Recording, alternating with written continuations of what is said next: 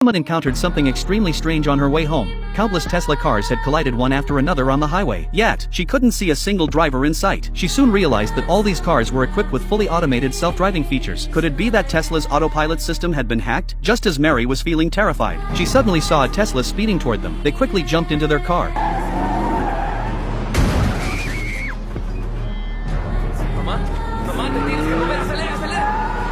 Realizing that they should not stay here for long, they adjusted the direction and returned to the same way.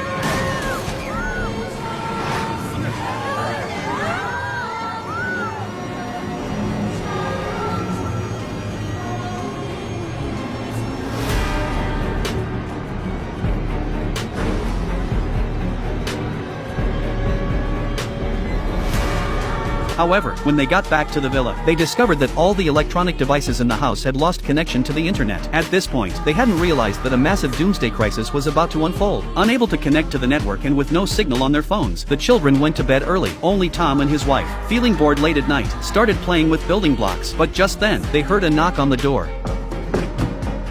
This immediately made Tom sense something was wrong. It's unusual for someone to knock late at night, so he quietly grabbed a wooden stick for protection and cautiously opened the door. To his surprise, it was a father and daughter standing there. Tom recognized them. It was David, the landlord who had rented him the villa. It turned out that the city where David lived had experienced a large-scale power outage. His home's internet had mysteriously gone down, and he didn't know what was happening in the city. For safety, they decided to come to this remote old house to take shelter. Since it was already late at night, Tom, out of humanitarian concern, invited the father and daughter inside. But at that moment, the television suddenly emitted a loud, screeching noise. This is a national emergency.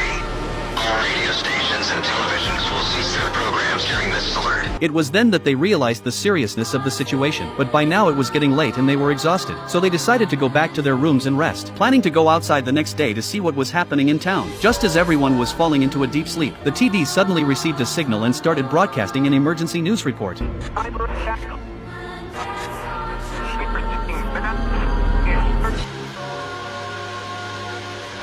The next morning, the first thing Mary did was check her phone. To her disappointment, the network still hadn't been restored. To figure out what was going on, she asked her husband to go outside and check what had happened in the town. Meanwhile, their little daughter, Ellie, went outside to play in the yard out of boredom. But then she saw something extremely bizarre.